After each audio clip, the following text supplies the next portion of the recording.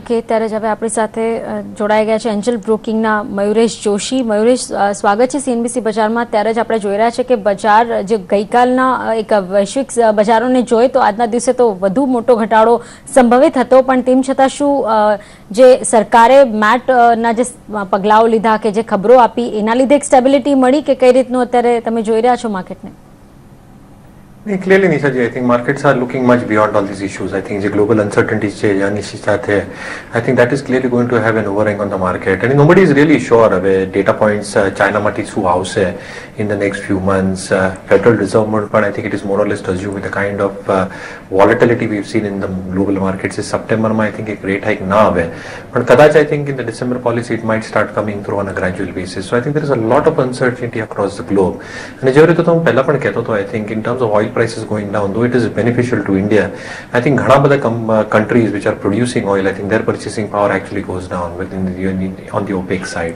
So हमारे हिसाब I think we are saddled with a few macro issues in terms of core activity not increasing, IIP data still expected to remain sluggish due to the core data આવ્યો છે, and clearly I think it will have an impact on how corporate earnings will pan out. So I think a combination of all this will have the markets in check.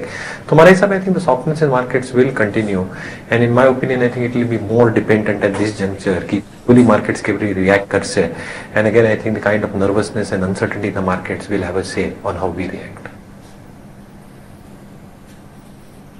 Okay, સાથે જ જે પ્રકારનો trend આજે બજારનો બનતો દેખાયો છે, mid cap કાઉન્ટર્સની અંદર કેટલાક સ્ટોક સારા પરફોર્મ કરતા દેખાયા હશે. રિલાયન્સ કેપનું એક કાઉન્ટર જોઈએ, રિલાયન્સ કેપિટલ અને કેસી ઇન્ટરનેશનલ બીજા એવા કાઉન્ટર્સ છે જ્યાં 5.5% સુધીની એક મજબૂતી દેખાઈ રહી છે. મયુરેશ, અહીંયા કોઈ આઉટલુક બને છે આપનો? ખરીદદારી કરી શકાય તેમ છે? So clearly I think out of the two counters Reliance ne cover નથી કરતો, પણ KEC I think definitely I had suggested at lower levels, but the kind of move that KEC has given, મારા હિસાબે I think at least from an FY16 earnings perspective I think ઘણું બધું factor થઈ જાય. Yes, it has got a decent order book. I think જેવી રીતે order wins મળશે, I think that will also create a huge amount of operating leverage in its core business, and I think જેવી રીતે order book split છે within international and the domestic business, I think that also provides some amount of cushion when it comes to earnings, specifically with the dollar depreciation that we have seen, which will provide tailwind in terms of margin expansion. So મારા હિસાબે I think investors who are holding on to the stock at lower levels should continue to hold on to KEC. ત્યારે જ હમણાં જ એ રીતે એક ખબરો આવી મયુરેશજી કે યુપીની જેટલી પણ શુગર મિલો છે અને 2070 કરોડ રૂપિયાનું પેકેજ મંજૂર થઈ ગયું છે, કેટલું ફાયદાકારક ગણી રહ્યા છો એ મિલો માટે? So I think બે ત્રણ વસ્તુ things to be kept in mind. પહેલી વસ્તુ તો તમે જોશો તો કે સબસિડી પેઆઉટ છે, that is pretty huge. It's a small component that is coming through. બીજી વસ્તુ તમે જોશો તો generally I think in terms of realizations the prices are quite weak, and considering the inventory level, જે carry over inventory આવેલી પાછલા વર્ષથી, and added to the expected production coming through this year along with international prices staying at low levels, મારા હિસાબે I think even though there is a volume growth happening, I think the demand probably still not there, and that difference will probably have a say in terms of how pricing will even pan out over the next 2 to 3 quarters. Yes, I think government ne જે schemes લાવેલી exports માટે, I think that will create some amount of impact, but again I think Brazilian markets નું જેવી રીતે production આવશે, I think the glut there I think will again ensure ki white sugar in terms of raw white sugar prices in cent terms, I think that will remain subdued. ત્રીજી વસ્તુ I think the kind of leverage a lot of these companies have, working capital issues, and clearly I think the kind of FRPs and SAP prices that we are probably seeing for a lot of these sugar mills, क्या ना क्या I think balance sheet में I think cash flows is still an issue. तो हमारे हिसाब I think it is more a trading or a sentimentally positive news for the company, but fundamentals I think will still take a lot of time to.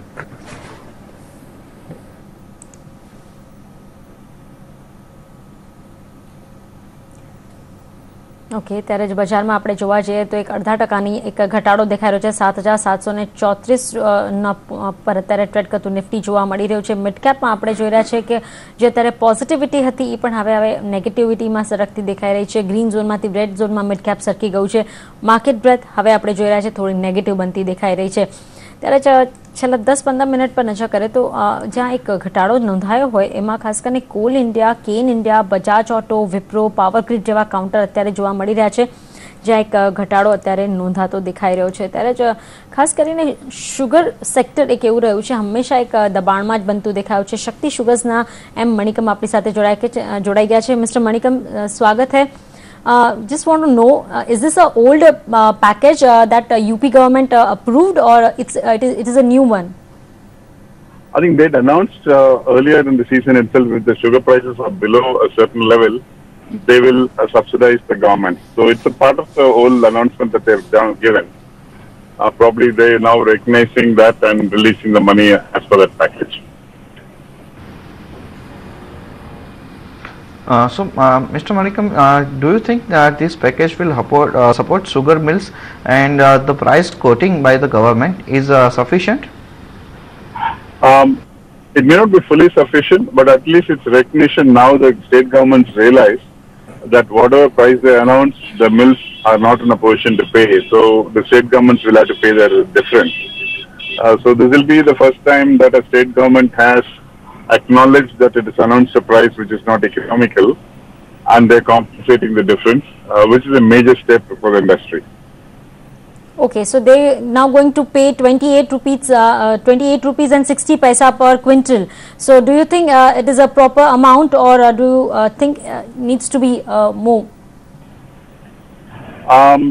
It could be probably the difference, because the mills have paid something less, and the difference between the what mills have paid and the state government wanted to announce, that difference is being paid by the states, which I think is fairly okay. Okay, thank you very much, Mr. Manikam, to joining us. તો જે રીતના આપણે અહીંયા જોઈ રહ્યા હતા શક્તિ શુગર્સના એમ મનિકમ અત્યારે આપણી સાથે જોડાયેલા હતા, અને જે રીતના એ જણાવી રહ્યા છે અહીંયા કે અત્યારે જે પેકેજ ગવર્મેન્ટ તરફથી ઇન્ટ્રોડ્યુસ કરવામાં આવ્યું છે સફિશિયન્ટ નથી, પરંતુ જે રીતની કિંમતો અત્યારે ઘટી ચૂકી હતી એ લેવલ ઉપર આ કિંમત જે છે તે એક સપોર્ટિવ તો ચોક્કસ સાબિત થઈ શકે છે. આગળ જાણીશું માર્કેટના ક્લોઝિંગ ઉપરની હલચલ ઉપર નજર કરીશું, પરંતુ એ પહેલાં અહીંયા સમય થયો છે એક બ્રેકનો.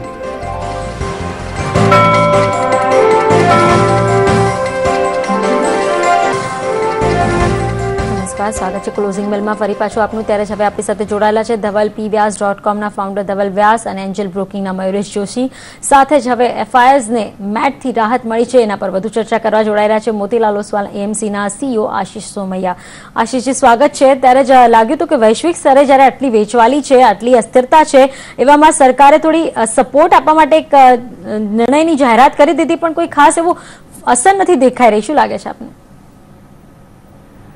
આજે હમણાં ન્યૂઝ જે આવ્યા છે કે જે જાહેરાત ગઈકાલે આપણને સાંભળવા મળી, એમાં જો એ ન્યૂઝ નહીં આવ્યા હોત કે સરકાર તરફથી એ ક્લેરિટી નહીં આવી હોત તો જરૂર ઘણો મોટો નેગેટિવ ઇમ્પેક્ટ આવત આપણને. પણ જે પોઝિટિવ ન્યૂઝ આવ્યા છે એનું મારું માનવું એમ છે કે એક કન્ફર્મેશન છે. એવું એક્સપેક્ટેશન હતું કે રિટ્રોસ્પેક્ટિવલી મેટ ઇમ્પોઝ નહીં થાય એવું એક્સપેક્ટેશન હતું, અને પછી જ્યારથી આ committee A P Shah justice A P Shah committee જ્યારથી બેસાડી ત્યારથી એવું એક્સપેક્ટેશન હતું કે એમાંથી કંઈક એ કમિટીમાંથી કંઈ ફેર એન્ડ સ્ક્વેર સારું રૂલિંગ આવશે એવી એક્સપેક્ટેશન હતી, અને એને આપણે એમ કહી શકાય કે જે એક્સપેક્ટેશન હતી એ કન્ફર્મ થઈ છે, પણ કે હોપ્સ હતી એ કન્ફર્મ થઈ છે એમ કહી શકાય. અને જો એ ગઈકાલે નહીં આવ્યું હોત તો ડેફિનેટલી બહુ મોટો નેગેટિવ ઇમ્પેક્ટ પડત આપણને. પણ એ જે પોઝિટિવ જે ન્યૂઝ આવ્યું છે ડેફિનેટલી પોઝિટિવ છે, એમાં કોઈ ડાઉટ નથી. પણ આજની તારીખમાં તમે જુઓ તો એ એક નેગેટિવ ઓવરહેંગ હતું, એ આપણેથી રિઝોલ્વ થઈ ગયું કે એનું આપણે સમાધાન મળી ગયું આપણને. પણ એના સિવાય ગ્લોબલી બીજા ઘણા બધા નેગેટિવ ફેક્ટર્સ છે, અને એફઆઈઆઈઝનું સેલિંગ અલગ જ કારણો માટે અત્યારે થઈ રહ્યું છે. એટલે જે બીજા બધા જે ફેક્ટર્સ છે એ વધુ ભારે પડી રહ્યા છે આ પોઝિટિવ ન્યૂઝની સામે. સાથે જ અહીંયા એક બીજું ફેક્ટર પણ જોઈએ તો મેટને લઈને જે રીતની એક ચિંતા આપણને જોવા મળી હતી તેના લઈને એક સેલ ઓફ પણ જોવા મળ્યું હતું, પરંતુ અત્યારે હવે સ્થિતિ થોડીક બદલાયેલી દેખાઈ રહી છે. મેટના આટલા મહત્વના સમાચાર આવ્યા તેમ છતાં પણ આપણે જોઈએ તો બજાર ઉપર તેની એટલી કોઈ ખાસ પોઝિટિવ ઇમ્પેક્ટ આવતી નથી દેખાયા. જે રીતે આપણે કહ્યું કે અહીંયા થોડું એક ટ્રેન્ડ છે તે આપણને વધારે નબળો થતાં થોડો અટકતો હોય તેવું દેખાઈ રહ્યું છે, પરંતુ એફઆઈએસનો જે આઉટફ્લો થઈ રહ્યો છે એને આપ આશિષજી કેવી રીતે જોઈ રહ્યા છો? સરકારના આવા સ્ટેપ્સ જે છે અથવા તો રિફોર્મ્સના જે સ્ટેપ છે એને પાછો લાવવા માટે થઈને કેટલા હેલ્પફુલ થઈ શકશે? ને જો તમે એફઆઈ ફ્રેન્ડલી કે કેપિટલ માર્કેટ ફ્રેન્ડલી કે પછી સરકારની તરફથી આજે ક્લેરિફિકેશન આવ્યો એ તમે બધી રીતે જુઓ તો it is definitely it is a relief અને ઇટ ઇઝ પોઝિટિવ. અને જેમ મેં પહેલાં કીધું, જો આ કન્ફર્મેશન કે આ આપણે સમાધાન સોલ્યુશન નહીં આવ્યું હોત તો જરૂર નેગેટિવ થાત. પણ અત્યારે એફઆઈઆઈની જે સેલિંગની તમે વાત કરી એ સેલિંગ તમે એમ જુઓ તો ઇન્ડિયાનો સ્પેસિફિક ફંડ્સમાં મને નથી લાગતું ઇન્ડિયાના સ્પેસિફિક ફંડ્સમાં સેલિંગ છે. ઇમર્જિંગ માર્કેટ ફંડ્સ હોય કે એશિયન ફંડ્સ હોય કે પછી ગ્લોબલ ફંડ્સ હોય એમાંથી જો સેલિંગ આવે કે એમાંથી જો રિડેમ્પશન્સ કે એ લોકોના જે રોકાણકારો છે એમાંથી પૈસા વિડ્રો કરે તો ઇન્ડિયામાં ભલે જેટલું 3%, 5%, 7% જેટલું એક્સપોઝર હોય એ પણ રોકાણકારો સાથે જ ખેંચી રહ્યા છે પાછું. એટલે આ બધા જે આપણે માઇક્રો ફંડ્સ કહેવાય કે Asian funds, emerging market funds, global funds એ બધાનું જે સેલિંગ છે કે એ બધાનું જે રોકાણકારોનું રિડેમ્પશન છે એને લાગતું ઓળખતું ઇન્ડિયામાં સેલિંગ આવી શકે. પણ જો તમે ઇન્ડિયા સ્પેસિફિક ફંડ્સની વાત કરો તો મારું એવું નથી માનવું. અત્યારે આપણે જે સિચ્યુએશન જોઈ રહ્યા છે મેકનું જે ડેવલપમેન્ટ છે તો પોઝિટિવ જ છે, પણ ગ્લોબલી મેકનું ડેવલપમેન્ટ આવ્યું એની પહેલાં બી આપણે જુઓ છેલ્લા 10 થી 12 કે 15 દિવસથી લાસ્ટ મંડેથી બજાર ઘટવાની શરૂઆત થઈ છે કે એફઆઈઆઈનું સેલિંગની શરૂઆત થઈ છે એ બીજા કારણોને લઈને છે, મેકને માટે તો ડેફિનેટલી નથી. ખરી વાત છે. ચાઇના એક મોટું કન્સર્ન બની ગયું છે અને કદાચ ફેડને પોતાના નિર્ણયને બીજી વાર વિચારવા માટે પણ એક મજબૂર થઈ ગયું છે. અહીંયા આપણે ત્યાં એક રેટ કટની અપેક્ષા હતી પણ અત્યારે હવે થોડીક વિચારણા થઈ રહી છે. માર્કેટ સતત ઘટી રહ્યું છે. હવે આવા માર્કેટમાં આશીષજી કેવી રીતે ટ્રેડ કરવું જોઈએ આગળ?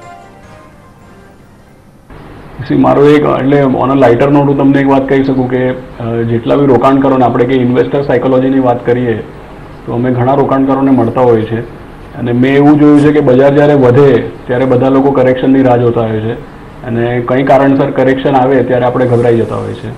એટલે આમાં 15-20 દિવસ પહેલાં આપણે ઘણા લોકોને પૂછીએ કે હવે આપણે રોકાણ કરવું કે નહીં કરવું, ત્યારે ઘણા બધા લોકોએ તમને એમ કીધું હશે કે વેલ્યુએશન મોંઘા છે, માર્કેટ ઉપર છે, થોડી રાહ જોઈએ, કરેક્શન આવે. હવે કરેક્શન આવે ત્યારે આપણે ગભરાઈ જઈએ તો પછી ડેફિનેટલી નહીં ચાલે. એટલે મારું એવું માનવું છે કે જે બી આ કરેક્શન આપણે જોયું છે એ ચાઇનાને લઈને કે ઇન્ટરનેશનલ સિનારીઓ માટે થઈને થયું છે. આપણે ઇન્ડિયાની જે બી સિચ્યુએશન જોઈએ તો મારી બે ચીજો હું માનું છું કે જે બી ચાઇનામાં થયું છે એ લાંબા ગાળા માટે આપણા માટે પોઝિટિવ છે. હવે આની આપણને કોઈ ઇનડેપ્થ નોલેજ નથી કે આપણી પાસે એનું ટોટલ કન્ફર્મેશન નથી, પણ તમે ચાઇનાની બાબતમાં અત્યારે જે ન્યૂઝ જે ફ્લોટ થઈ રહ્યા છે તમે સોશિયલ મીડિયા પર જુઓ કે ન્યૂઝમાં ઘણી બધી ઇન્ટરનેશનલ ન્યૂઝમાં જુઓ તો આજની તારીખમાં ચાઇનામાં એક ભય બેસી ગયો છે કે ત્યાંની જે ગવર્મેન્ટ છે એ બહુ મોટું સેલિંગ આવે માર્કેટમાં કે ફંડ્સની તરફથી બહુ મોટું સેલિંગ આવે તો એ લોકોએ ત્યાં એક્સપ્લેનેશન આપવું પડે છે કે ભાઈ તમે સેલિંગ શું કામ કર્યું. એટલે આજની તારીખમાં ચાઇનીઝ માર્કેટને લઈને ઘણી જ ગભરાટ છે, ઇન્ટરનેશનલ કમ્યુનિટીમાં ઘણી ગભરાટ છે. કમસે કમ ઇન્ડિયામાં આપણે એમ કહીએ કે ડેમોક્રેસી છે કે ઓપન માર્કેટ છે કે કેપિટલ માર્કેટ ઇકોનોમી છે કે પછી આપણા જે સંસ્થાઓ કે ઇન્સ્ટિટ્યુશન્સ આપણે કહીએ રિઝર્વ બેંક છે કે આપણી સેબી છે એનો ઘણો જ રિસ્પેક્ટ છે ઇન્ટરનેશનલી. એટલે કમસે કમ આપણે ત્યાં એવી સિચ્યુએશન બિલકુલ નથી. આપણે ત્યાં ઇકોનોમીનું પરફોર્મન્સ ખરાબ હોય તો માર્કેટ પડે અને આપણે ઇકોનોમીનું એક્સપેક્ટેશન સુધરે તો માર્કેટની સિચ્યુએશન બી સુધરે. એટલે આપણે ત્યાં માર્કેટની આપણે જે રીતે આપણી આર્થિક વ્યવસ્થા ચાલે છે એની પ્રમાણમાં આપણું માર્કેટ ચાલતું હોય છે અને જાતના ઇન્ટરફિયરન્સ આપણી માર્કેટમાં નોર્મલી જોવા નથી મળતા. અને એની કમ્પેરિઝનમાં આપણે છેલ્લા 3 થી 6 મહિનામાં ચાઇનામાં જે થયું છે એ જોઈએ તો તમે ખાલી એટલું ધ્યાનમાં રાખો કે લાંબા ગાળામાં ઇન્ડિયા માટે એ પોઝિટિવ ચીજ છે. That is first. અને સેકન્ડ ચીજ તમે એમ ધ્યાનમાં રાખો કે ઇન્ડિયામાં છેલ્લા 2 વર્ષની પહેલાં જે પણ નેગેટિવ્સ હતા આજની તારીખમાં એવું કોઈ નેગેટિવ કન્સર્ન નથી. બધા જ પોઝિટિવ, બધા જ માઇક્રો નંબર્સ કે કોઈ બી ચીજ આપણે જોઈએ બધું પોઝિટિવ દેખાઈ રહ્યું છે. હા, આપણે એમ કહી શકાય કે આપણું એક્સપેક્ટેશન એમ હતું કે આપણી જીડીપી 8% ગ્રો થાય, પણ હવે આપણને લાગે છે કે 7% કે 7%થી ઓછું થશે. એટલે આપણે ત્યાં ગ્રોથ નહીં થવાનો કે નેગેટિવ ગ્રોથ થવાનો તો સવાલ જ નથી. આપણી એક્સપેક્ટેશન છે કે જીડીપી ગ્રોથ ફાસ્ટ થવું જોઈએ, એનાથી ઇટ ઇઝ રિલેટિવલી સ્લોઅર. એટલે મને એવું લાગે છે કે તેજી મંદી આવે, થોડી ઊંચ નીચ થાય, પણ લાંબા ગાળામાં ગભરાવા જેવી બિલકુલ કોઈ વાત નથી. અને અત્યારે જે કરેક્શન થયું છે ફોરેનર લોકો આપણી માર્કેટમાં વેચી રહ્યા છે. ઇન્ડિયાના જે ડોમેસ્ટિક ઇન્વેસ્ટર્સ છે એ લોકો તો સારું જ કરે છે, they are actually continuously investing. એટલે અમે ફંડ્સ મેનેજ કરીએ છીએ, અમારી જેવા ઘણા બધા મ્યુચ્યુઅલ ફંડ્સ છે, ઇન્સ્યોરન્સ કંપનીઝ છે, અમને બધાને સતત પોઝિટિવ ફ્લોઝ આવે છે ઇન્ડિયન ઇન્વેસ્ટર્સની તરફથી. અને તમે ડોમેસ્ટિક ઇન્સ્ટિટ્યુશન્સ જુઓ તો એ લોકો સતત બાઇંગ કરી રહ્યા છે. જેટલું એફઆઈઆઈનું સેલિંગ આવે એટલું જ સામે ડોમેસ્ટિક ઇન્સ્ટિટ્યુશન્સનું બાઇંગ આવે છે. એટલે મારું એવું માનવું છે કે જે કરવું જોઈએ એ જ આપણા રોકાણકારો અત્યારે કરી રહ્યા છે, બિલકુલ રાઇટ ટ્રેક પર છે. અને ફોરેનર્સનું જે સેલિંગ છે 2008-2009માં બી જોયું કે ક્રાઇસિસ અમેરિકામાં હતું અને ઇન્ડિયામાં ફોરેનર્સનું જોરદાર સેલિંગ આવ્યું. એને જોઈને આપણે ગભરાઈ ગયા, આપણે બી માલ વેચી દીધો. પણ 2009માં જ્યારે બધી ચીજો સેટલ થઈ ત્યારે જેટલા પૈસા નીકળ્યા હતા એનાથી વધુ પૈસા ફોરેનર્સના પાછા આવી ગયા અને આપણે કિનારા પર રહી ગયા. એટલે એવું ના થવું જોઈએ. ફોરેનર્સ ઇન્ટરનેશનલ સિનારીઓ માટે થઈને ફોરેનર્સ વેચે છે, આપણી કન્ટ્રી માટે લઈને એ લોકો નથી વેચી રહ્યા.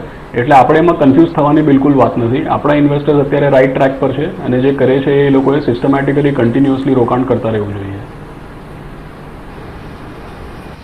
ઓકે, આ સાથે જ અહીંયા આપણે વાત થઈ રહી હતી એ દરમિયાન નિફ્ટી ઉપર નજર કરીએ તો 7,700નું સ્તર પણ અહીંયા બ્રેક થતું દેખાયું હતું. જોકે તરત જ પછી આપણે જોયું તો અહીંથી એક ફરી પાછી આપણને ખરીદદારી બનતી દેખાય અને અત્યારે આપણે 7,718ના સ્તર ઉપર આવતા દેખાઈ રહ્યા છે. મયુરેશ, આપનો આઉટલુક અત્યારે બજારના ઉપર એક વખત વ્યૂ લેવા માંગીશું. શું બની રહ્યો છે મેક્રો લેવલ ઉપર? જે રીતના અહીંયા આશીષ પણ જણાઈ રહ્યા છે કે ડોમેસ્ટિક ફ્રન્ટ ઉપરની કોઈ ચિંતા નથી, ગ્લોબલ ફ્રન્ટની ચિંતાઓ છે. તો અહીંયા એ જાણવા માંગીશું કે ડોમેસ્ટિક ટર્મ ઉપર અત્યારે આપ શું જોઈ રહ્યા છો? કયા ટ્રિગર્સ આપણા બજારને એક સારો સપોર્ટ આપી શકે તેમ છે? So clearly, Vikram, in terms of trigger points, I think the main trigger that the market is looking for is how corporate earnings will revive. Clearly, corporate earnings no एक weak growth होतो in the quarter, that is expected to continue in Q2. तो अभी capex cycle, investment cycle revive थसे, तो corporate earnings should start getting reflected in a much positive manner in the second half. तो हमारे हिसाब से I think with commodity prices going down, that is going to have a huge impact, specifically when FY17 earnings are concerned, because a lot of the sectors actually consume these raw materials which have gone down significantly on a year-on-year basis. બીજી વસ્તુ I think તમે fiscal deficits ની વાત કરશો, with fall in crude, yes, I think that's a definite positive impact on our twin deficits that the country faces. ત્રીજી વસ્તુ I think we are sufficiently well positioned when it comes to our foreign reserves. So RBI has done an exceptionally move in that regards. તો મારા હિસાબે I think જે import cover છે, I think our economic scenario is much better. Our currency is in a much resilient position. તો મારા હિસાબે I think these macros are supportive of the structural story જે foreigners specifically join, even in the domestic investors they are looking at. Yes, I think few data points like core sector data જેવી રીતે હું પહેલી વાત કરતો હતો, I think that has disappointed. IIP data has been extremely volatile and EMA I think one really needs to understand consistency coming through. But once we see the cycle turn, મારા હિસાબે I think the structural story remains very, very positive. Now from a short to medium term perspective, clearly I think જેવી રીતે હું પહેલા કહેતો હતો, I think it's the global cues that will determine how the world markets move, and it's not just India. I think તમે ઘણા બધા market જો, I think ઘણા બધા markets have corrected because a lot of money has flown through these markets back into dollar denominated assets. તો મારા હિસાબે I think such moves might be temporary in nature, though I think the uncertainty is still around कि China થી data points કેવી રીતે આવશે in the coming few weeks or months, and nobody is really sure of that, and how oil prices will pan out. તો મારા હિસાબે I think all these factors will have an overhang in the market from a short to medium term perspective. So there is a possibility of a 4-5% correction on the market. But हमारे हिसाब से I think all such sharp dips become good opportunities for long-term investors to buy into qualitative stocks which have corrected meaningfully. ત્યારે જ મયુરેશ, બીજી એક આજના દિવસે વાત થઈ કે 69 oil and gas field exploration માટે નવી નીતિ જે છે એને મંજૂરી મળી ગઈ છે.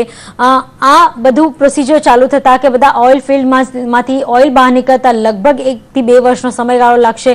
અત્યારે જે રીતે ક્રૂડ ઓઇલના પ્રાઇસીસ નીચે છે, કેટલું વાયેબલ રહેશે અને શું આગળ જતા જો પ્રાઇસ વધવાની એક વકી હોય અને અંદાજો હોય તો એના માટે શું પહેલેથી એક પ્રિપેરેશન ચાલી રહી છે સરકારની?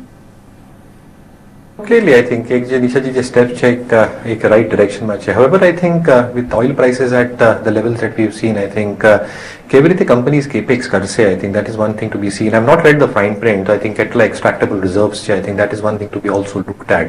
But clearly, I think if we read through a lot of these energy reports, oil નું એક range માં જ રહેવાનું I think એક estimate છે, at least for the better part of this year and the next. તો મારા હિસાબે I think one really needs to understand how much capex goes through, whether it is really viable in terms of a risk reward profile, extractable reserves કેટલા છે. So I think the step is in the right direction, but I think all these factors need to be watched out. So I think we'll need to work out all these numbers, and a lot of these companies which are associated with exploration, capex, for oil marketing companies, for oil companies, upstream and downstream, I think that needs to be looked out for. But clearly I think one really needs to look at numbers. But at this point of time, given the oil prices chair, I think a lot of companies will probably look at how their capex will pay off in case oil prices stay at these levels or decline further from the current level. ખરી વાત છે. આશીષજી, આપનો શું મત બને છે આના ઉપર કે અત્યારે જ્યારે ઓલરેડી પ્રાઇસીસ આટલા ડાઉન છે, હજી પણ આગળ છે કે એકાદ વર્ષ સુધી આ જ પ્રાઇસ રેન્જમાં ફરશે, તો શું આપણને કોઈ ફરક પડશે? આપણો ઇમ્પોર્ટ ઘટશે? શું ફરક પડશે? નહીં, આપણા માટે એટલે સતત આપણે તો કન્ટિન્યુઅસલી ઓઇલનું આપણું તો ઇમ્પોર્ટ જ એટલે we are a importer of oil. So definitely prices નીચે છે એને માટે એ આપણા માટે તો પોઝિટિવ જ છે, આપણી ડેફિસિટ માટે કે આપણી કરન્સી માટે. સો દેર ઇઝ નો ડાઉટ. અને જેટલી બી આપણે ઇન્ફ્લેશનની વાત કરીએ કે પછી રો મટીરિયલ પ્રાઇસીસની વાત કરીએ કે ઓઇલ સાથે જોડાયેલા જેટલા બી એન્સિલરી સેક્ટર્સ જે છે જે ડિપેન્ડન્ટ છે ઓઇલ પર, તો બધી રીતે આઈ થિંક તમે છેલ્લા વર્ષ 2 વર્ષમાં જુઓ તો ગવર્મેન્ટનું સબસિડી બિલ છે કે government's ability to spend on plan expenditure or on investment related items, એ બધી ચીજો માટે ઓઇલનો ભાવ ઓછો થવો અને ડેફિસિટ ઓછો થવું એ તો આપણા માટે ઘણું ઇમ્પોર્ટન્ટ છે જ. એટલે it is definitely big positive for us. Okay, Mayuresh, રજા લેવાનો સમય થયો છે, કોઈ ડિસ્ક્લોઝર રહેશે? વિક્રમભાઈ, જીપન સ્ટોક્સની આપણે ચર્ચા કરી, મારી પોતાની હોલ્ડિંગ નથી પણ બધા સ્ટોક્સ અમારા ક્લાયન્ટ સાથે ડિસ્કસ કર્યા. ઓકે, આ સાથે જ આભાર આપનો અહીંયા અમારી સાથે જોડાવા બદલ. આપણી સાથે આશીષ સમય અને ધવલ વ્યાસ જોડાયેલા છે.